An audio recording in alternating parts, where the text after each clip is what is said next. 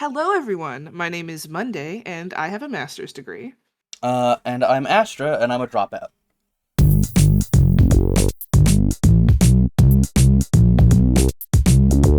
Meat, meat, we want the meat. Meat, meat, we want the meat.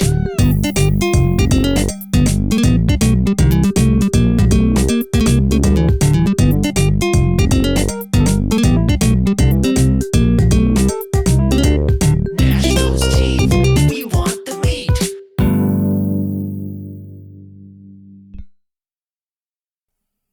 All right, so welcome to Gnashing Teeth. This is the first episode of a podcast that we've decided to do, literally because we were watching Trixie and Katya compilations, And in a and fit we of looked at each Caucasian insanity, we just decided it was something we should do, yeah. because unlike Chris, what's their full name? Oh, shit. Another Caucasian Oh, shit. comedian. Oh, shit. Uh, Afraid to Googling, I guess? yeah. Whatever, it's fine. Unlike Chris, yeah, Chris Fleming! who has Chris Fleming, who has decided that something awaits for them in the divine for resisting the urge to create a podcast. We are eschewing the Yeah, divine no, fuck that for shit. the podcast. Fuck Yeah, that. It's all about the material world, you know? it's all about the riches, The baby. riches and the wealth and the fame and all of that shit. So, I guess we should kind of explain the format and the point of this podcast a little bit. Yeah, so we both are very we're both very passionate people, let's say that. Yeah. And we often will sort of just vent or rage about things, both online and to each other. Mm-hmm. And the name of the podcast, Gnashing Teeth, is actually the vent raging tag that I use on my Tumblr. Which, yes, we're both still on Tumblr. We're both 2026. we're both Tumblr users in the year 2026. So yeah, we're just gonna. I mean, each episode will start with what we've decided to call the raw meat. So Mhm. we're each gonna bring a topic to the table to sort of Alternating dissect, weeks. analyze. Yeah, alternating weeks. So this week is Astras, Mhm. and yeah, we'll bring a topic to the table to discuss and bitch about, and then at the end, we're going to be feeding one to the wolves, and that's just sort of an extra special fuck you Yeah. to someone or something that upset us this last week. Yeah. Well, Astra, if you want to take it away with your special topic of the week. So, my topic of the week, and I know we kind of been starting out kind of jovial, but this is something I am actually very angry about, is that the queer community doesn't exist. It's very dead. I don't know if it was ever alive to begin with. But I guess the thing that is pissing me off and that I kind of want to talk about and get into is how people use stuff like community as a bludgeon to shut people up. Mm-hmm. And especially the queer community, and how, I mean, like, you know, as a TMA person, I don't really experience a coherent queer community. I experience a community of people who are queer, Monday included, but I don't experience a queer community. And I think... What am I trying to say? I think that it is kind of a thing that people don't want to examine. And I think it is very often both, demographics aren't communities, and there's a mistake there, and people use them as the same thing so often that I think people, like...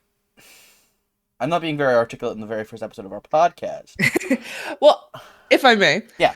I think what you just said about demographics not being communities is kind of the point that a lot of people, queer people obviously included, sort of miss, because there is a shared experience there, but it is not a universal experience. Like, the shared experience is a specific way one is othered. Yeah. But even with queer being so capacious and meaning so many different things, it's especially difficult to grasp any kind of coherent community already. But even with ostensibly more visible communities, like racial communities or class communities, there's still significant differences. I mean, even among those two axes, Yeah. people who might share a racial demographic may not share a class demographic, and therefore their experience being racialized will not match depending on their class experience. Right. Um, and that's something that, I mean, God bless Kimberly Crenshaw, but my God, nobody fucking understands her. So for the dropouts among us, Kimberly Crenshaw, whom? Yes, so Kimberly Crenshaw is uh the individual who coined the term intersectionality. Yeah. Yes, she first used it in at least publicly, in a legal article discussing how Black women legally did not exist, Mm-hmm. because there was not a way for Black women to organize around the notion of being discriminated against as Black women rather than as Black people or as women, because Yeah. that distinction was not legally salient. So she used the term intersectionality to discuss basically how those two things intersect. And a lot of people took that to mean that oppressions can, there's a word, basically they compound, they do Mhm. not layer on top of each other. Like, oppression is not necessarily a It's not layered additive. object. Yeah, it's not additive, it is multiplicative. Yeah. So being oppressed in one way and also another way, it does not interact in exactly the same way. It interlocks and knots together in messy ways. But I know that she gave a TED talk recently, because she published that paper in the fucking like 70s, Yeah. 70s, early 80s, so eons ago at this point. But she did a TED talk in more recent years, I think the last decade or so, explaining some of the ways people misunderstood Mhm. intersectionality as additive. And she used in the paper as well a discussion of like a street intersection, how if one intersection is being Black and the other intersection is being a woman, um you could be hit by a car coming from either direction. And Yeah. in the talk, she sort of discussed that metaphor further, of where, while it may technically matter which direction the car came from, anti-Blackness or misogyny, um, it ultimately doesn't make a material difference, because the very existence of one at that intersection produced the conditions for one to be hit by a car. Right. You wouldn't have been If you crossing didn't, the street. right, so the specificities of like the kind of accident or the direction the person who hit you was coming from might matter in like specified or individual sense, but ultimately the only people who exist in that intersection are Black women. So Mhm. that's sort of the, I think, what you're pointing to kind of Yeah. To tie circle back into the back, queer community. it's like Yeah, as a trans woman, I have a trans community, which I don't feel a part of. I have the demographic of women, which I don't feel welcome in. I'm a lesbian, right? And I don't really feel welcome in the cis lesbian community, right? And there's this line from, I can't believe I'm doing this in the very first episode of the podcast, but there's this idea from a book series I really like called Terra Ignota. Basically, so in this world, there is a person. The first one was just an essayist, and then it became whoever found out who the anonymous essayist was became the next anonymous. The title is anonymous. But the first anonymous wrote this in-world essay about the death of majority. And how after this brutal war that went nuclear and all this, majority no longer existed. And there's Right. this notion that is talked about of, oh, if you add together all of my demographics, my nationality, the things I am a part of, my gender, my race, my sexual identity, the politics I have, if you add all these together, I am a minority of one, which doesn't hold up to scrutiny in our current Sure. world very well. But certainly, when you add enough layers of, even not even that many, but if you add enough layers of minority or discrimination, you get to such a small group where it's like, where do I find this queer community? Like, what the 1,000 trans women in Seattle, right? I mean, I'm not sure. You would know better than I am. Right, which is the point I'm making. Like the community, Yeah. the community is fundamentally like a group you can feel safe and secure and supported Right. in, which is why it's not a term that holds up to scrutiny. Like the community isn't a term that Mm-hmm. holds up to scrutiny because the security part is elusive at the best of times with any group of people. Mm-hmm. Even if you're a cis straight white man, right? And you have a group of cis straight white man friends, security and support in that friend group, in that community, can be limited or can be conditional or whatever. And if you add on layers of oppression, Yeah, like if the cis straight white man is from a poor family and is in a college friend group with a bunch of, nepo babies, like right? that's a disconnect that is very palpable to him all of a sudden Yeah. because of that class distinction, right? Mm-hmm. And I think that something about the word community, especially when it's sort of bandied around like a bludgeon, Yeah. as you have to silence multiply oppressed people. Like we've both been on Tumblr for long enough to see how trans femmes are treated, not just by Oh. staff, but by other Mm-hmm. like trans people who bandy around the label of community, specifically my fellow TMEs. I'm putting you on blast on purpose. Yeah. Boo! Boo! Yeah, huge boo. You can't see, but I'm like doing a Roman Yeah, emperor big thumbs in the down. columns in the Colosseum, thumbs down. Yeah.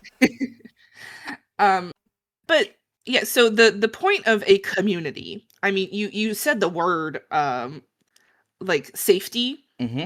and I think that's an element of community and communal life that is absent from demographic relations, because even like to talk about the Tumblr thing. So I am TME, trans misogyny exempt, Mm-hmm. and a lot of other TME people on Tumblr, which is where I primarily do my social media-ing, Mm-hmm. is like a lot of those people do not share my beliefs or my experiences. I mean, like a lot of TME people are, especially who are vocal on Tumblr, are trans masculine, trans men specifically.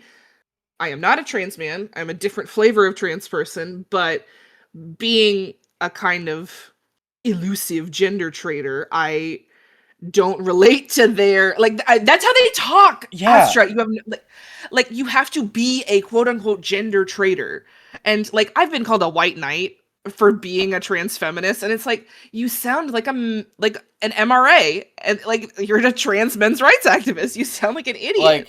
Like it is astonishing to me how nominally not just liberal or socially aware but leftist people can espouse all of these beliefs and say all the right things and get so close and then literally just recycle racist rhetoric but changing it to gender and then they see it as fine. It's astonishing. It's depressing, frankly. Yeah. But yeah, I mean, like, so those people, right? Those other TME people who I, again, ostensibly share a community with, because, I'm not a man, and because I am a trans feminist, and that makes me a gender traitor.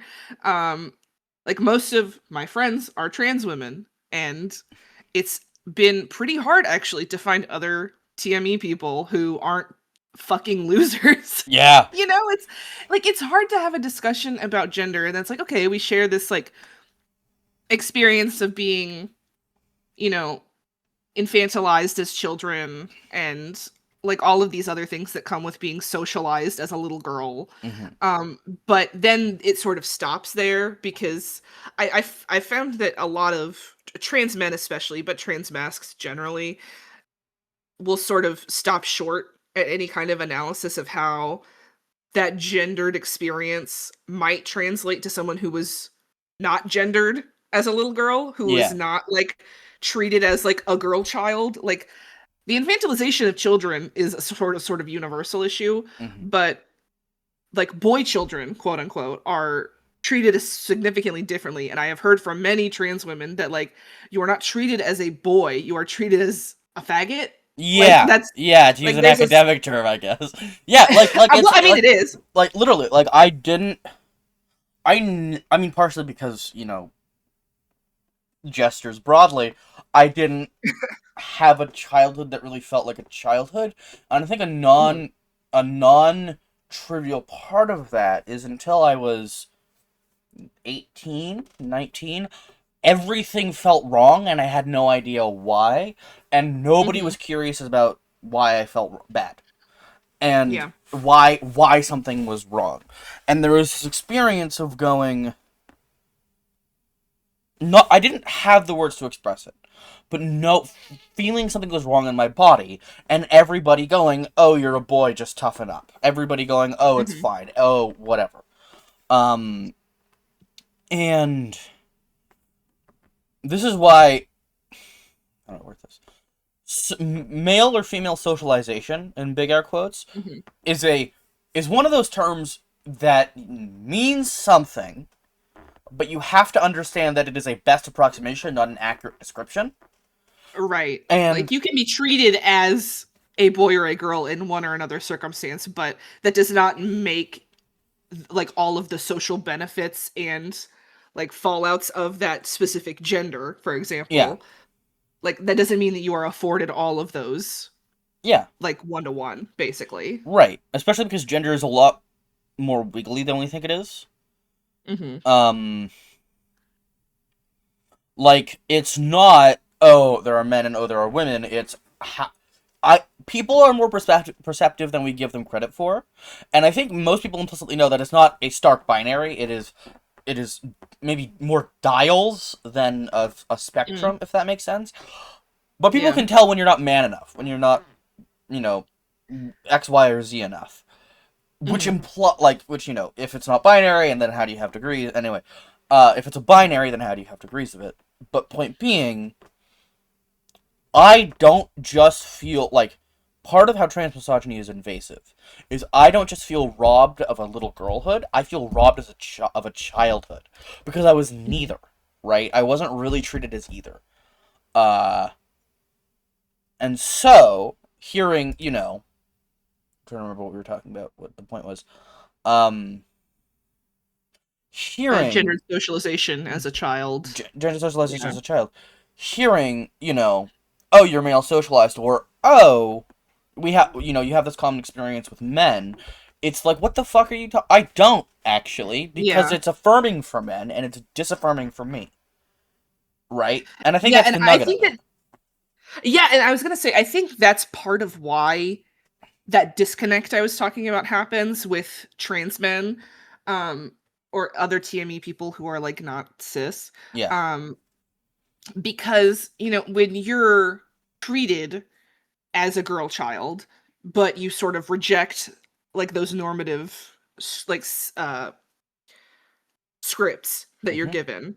Like, you're a tomboy, you're a precocious little girl, it's like you're infantilized in a different way, and it's like, but they're still valued traits. Like, Yeah. when little girls exhibit boy traits, it's valuable, it's good, it's intriguing, it's Yeah. like, oh, she's feisty, whatever. Like, she can stand up for herself. Like, because of misogyny. Hmm. So, like, that's sort of, like, even if you are not read as a little girl or a little boy, like, if you embody traits that are valued by the society you live in, it like it's almost immaterial Hmm. because you're still, like, you're getting the privilege of exhibiting those traits. Yeah. Whereas behaving or enjoying, like, things that society views as feminine is penalized. Right, because So, masculinity is so yeah. viewed as the default that when you Yeah. are, coercively assigned male at birth, um, and you deviate from that norm, it is not viewed as it's not even viewed as a deviation, it's viewed as a deficiency, Yeah. right? It has to Whereas, be corrected. yeah, Yeah. exactly. Whereas tomboyhood and masculinity in little girls or people who are assigned um, female at birth or whatever we want to say, that is more viewed as a deviance, not entirely. Obviously, there is a lot of, like there is hard, like the world is not kind to people who are outside of norms, but it is viewed Yeah. more as a being outside of the norm than being defective. Yeah. because it is. Well, and It's I don't know. I think that's coherent. You were gonna say. it is. And I think that that's also where, like, again, on Tumblr, I see a lot of TME people getting, like, jumped up and upset because it's like, well, I didn't enjoy being a child either. Like, I also had this othering experience, and the term that has been used is transandrophobia, which is nothing at all. Oh, you can't Because, like, see, you, but like, Monday is fuming, well, fuming. because it's ridiculous. You know, it's like, I understand that trans men and trans masks have experiences of oppression that are distinct from those of trans women. Hmm. And obviously, it makes sense and is reasonable to want to talk about those distinctions, you know, both with trans women and with other trans men. That's fine. But using such a term like androphobia is literally anti feminist schlock Yeah. that was invented in like the Menonism, Andrew Tate era. Mm. Like, it's nothing at all. It's drivel, garbage. Yeah. So I don't understand why they think slapping trans in front of it makes it not drivel garbage. Right. Because, It's the like, misogyna ultimately, blanc bullshit. yeah, because ultimately, like, transphobia always already assumes, like, men. Yeah. Like, it centers men the way all oppression does. I mean, I've talked about this before. Like, every racial justice movement has had a sort of issue where the women in that racial demographic and in those movements have experienced misogyny at the hands of their brothers. Like, their brothers, like, that's the word that's often used in, like, the Chicano movement and the Black Panther movement. Like, in those movements there was an experience of misogyny Hmm. that, as Kimberly Crenshaw pointed out, like, literally didn't exist, because being a Black woman, being a Chicana, like, that, those weren't salient categories. And this was Hmm. in the 80s, you know? Yeah. Like, so I think that this is just sort of catching up to to millennial trans men, Hmm. basically, where, yeah, so being a man is not a basis of oppression. No. You know, like, you are not treated as well as white men if you Right. are a Black man or a Chicano man, but you are still treated as a man. You know, like, you are Hmm. still rewarded with the boons of masculinity for performing it well. And again, like, masculinity is also racialized. Like, Right. you have to perform white masculinity, because I can think of a few examples of, like, racialized masculinities that are still viewed as deviant, Hmm. to use the word we used earlier. But yeah, so there's a way that masculinity is still rewarded and viewed as normative in a way that women of that same demographic are unable to achieve. Yeah. And that doesn't make, you know, men of color or trans men ontologically evil. Right. It's a level of privilege that they have to analyze, just like white people do. Like, you Yeah. have to be aware of the power you hold over people who you do share a demographic and ostensibly a community with. Like, yeah, so that's where I get frustrated with the term transandrophobia, because it's like, yes, there is a way in which trans men should be able to discuss their experiences with transphobia,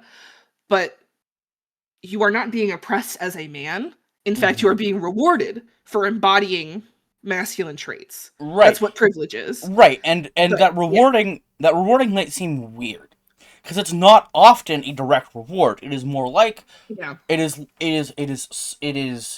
a softening of things. Mhm. Right? Like, I mean, to get really grim about it, trans women are killed, right? Whereas trans men largely are coerced into things they don't want, correctively raped, whatever. Like the murder, there's less like I don't have a statistical basis for this, but Well, I can give you a statistical basis. The pay gap. the pay gap, Trans women right? on the dollar are paid less Yeah, yeah, than exactly. any other queer group. Like, And if we yeah, want to expand the queer group, like cis lesbians, trans men, all of them are paid more than trans women. And I'll put the source in in show notes. our description Um, for this episode. the But yeah. the what was I gonna say? I was gonna say something. Right.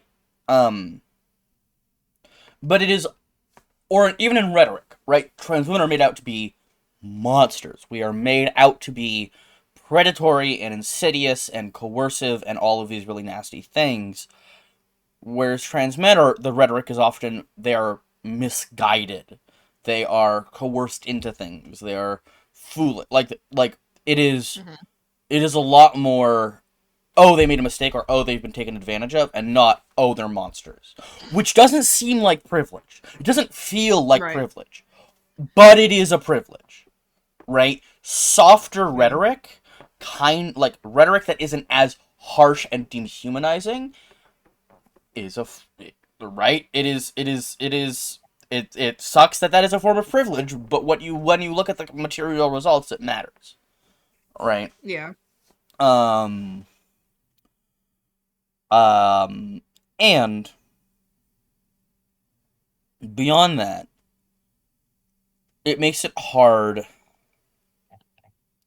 It is very enticing to see, how do I say this? Like, to have an experience of something very negative, right? Of having experienced Mhm. misogyny without the benefits of being a woman yourself, right? Yeah. I haven't had that experience as a child, right? I kind of experienced it as Right. a trans woman, but not in the same way.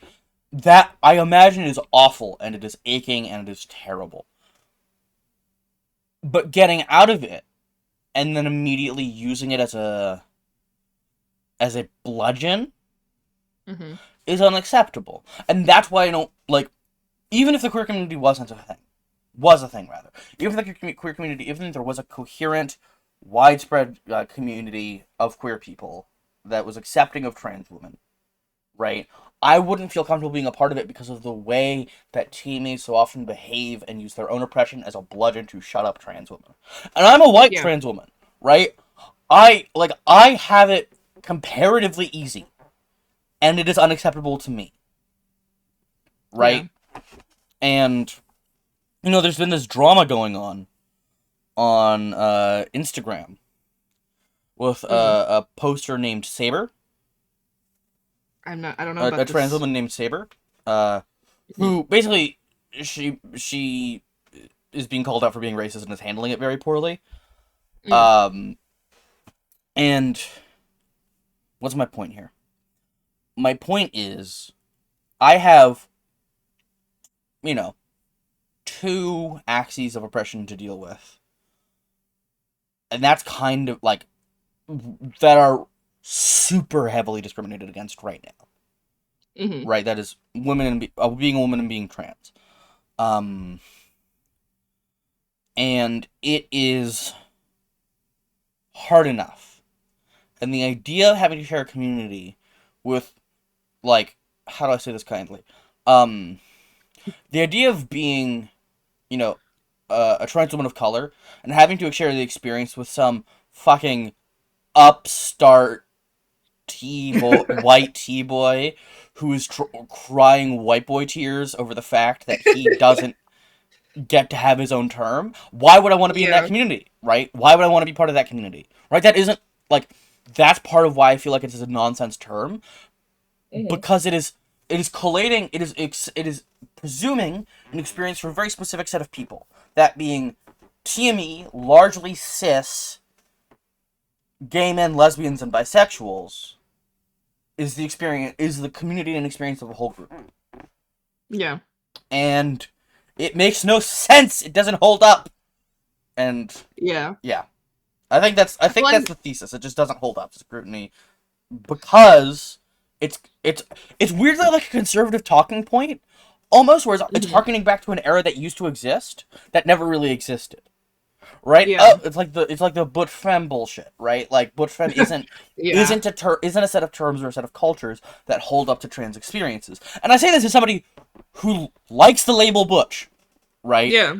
It feels very like harkening back to an era that no longer exists, that never existed, which is a Yeah. conservative talking point fundamentally. Yeah, and I think to wrap a bow on it, like the thing that designates a community is a support network. Yeah. So, like not every member of a demographic can be someone that you can rely on for uh really any kind of support. Like Right. I wouldn't trust a random T-boy in Philadelphia with like anything. Like I don't know Yeah. him. Like even if we're supposed to share some experience, like I don't know him. I don't care, you know? Right. And And I could rattle off trans women who have violated my trust, and I wouldn't touch with a exactly. 10-foot pole. So community is personally decided. I mean, it's an in-group. Like Right. not even like not even like demographically in group. It's like it is a group of people that you on a personal level designate as those that you trust and could rely on for support, whether that's material, emotional. Like I would not call the queer community my community. And Yeah. that's because community does not mean the same thing as demographic. Yeah. So I think that's my thesis. Yeah. Like community is people that you rely on and trust and can form meaningful relationships with. And I don't think that's possible for a demographic to do. Right. It never has been. Yeah, exactly. And I think the nugget of it, I think the cause, if we want to get kind of metatextual, that's not what that word means. If we want to kind of pull out a little Okay, bit, vocab. extrapolate a little bit, is There it is. Thank you. I got there eventually. Is that the term community has been nonsensified. It doesn't mean anything anymore. Mhm. It doesn't actually Yeah. coherently mean anything because it is a like, you know, like humans are communal creatures. Yeah. The environment we evolved in is one of actual community, right? Where it's, 10 to 50 people working together to a common goal, raising kids, staying alive, hunting and gathering, doing all of this. It isn't Making art. making art. It isn't hundreds of thousands, millions of people across the world who share Yeah. the fact that they aren't cishet, right? Yeah. Or, add as many adjectives as you want to Sure. your allo whatever, like however There's a million examples. Yeah, Yeah. like I don't share an experience with every white person on the planet right, because that community does not exist. And saying Exactly. so is literally fascist. So Literally. I don't understand why we're doing this with gender. Like even if we theoretically share an experience of realizing that our gender, quote unquote, is not whatever our parents said, that doesn't mean that we share something meaningful or that I can rely on you or vice versa. Exactly. I think that's today's kill, dressed and prepared. Yay. To the butcher with you. To the butcher with you. Puts a knife in it. Yay. Who are we throwing to the wolves today? I mean, I think there's an obvious answer. And I'm sorry. I think there's an obvious answer. Shit, I'm dead. Shit, you're Well, dead. I mean, we can have different ones. Mine's unrelated, actually. Oh, but you oh, can go. we're doing you can go- personal bullshit. If we're doing personal that was bullshit, fun. we're throwing my boss who changed my schedule to change my fucking day off 3 days of warning in the middle of a huge rush. I'm throwing him to the wolves, and I'm watching and I'm going, yes, yes. Chuckling and stroking Mwah! your white cat like a supervillain. Yeah. Yeah, fuck your boss forever. I'm driving a car into your place of work. Thank you. And who are you throwing to the wolves? So this week I am throwing every Dan and Phil fan to the wolves. If you motherfuckers leave another tag about those white boys on my posts about women, I'm going to physically harm you. I don't care about them. I've never cared about them. I'm really happy your yaoi wish is coming true. Don't talk to me about it. Mhm. That's That- I'm feeding all of you to the wolves. Wow. Special. Yeah. Wow. So that was Gnashing Teeth. that was Gnashing Teeth. I'm Astra, And I'm Monday. and we'll probably see you again soon. Maybe next week. We'll see. Yay. Goodbye, gamers. Hello, this is Editing Astra here, and I just wanted to say that I forgot to credit our amazing theme song artist, hit artist Calamity Girl, who will be linking. I'm your biggest fan. I love you so much, Calamity Girl. Oh my god. who I will be linking in our description. Check her music out. She's awesome. Oh my god, I'm in love with you, please. That's right.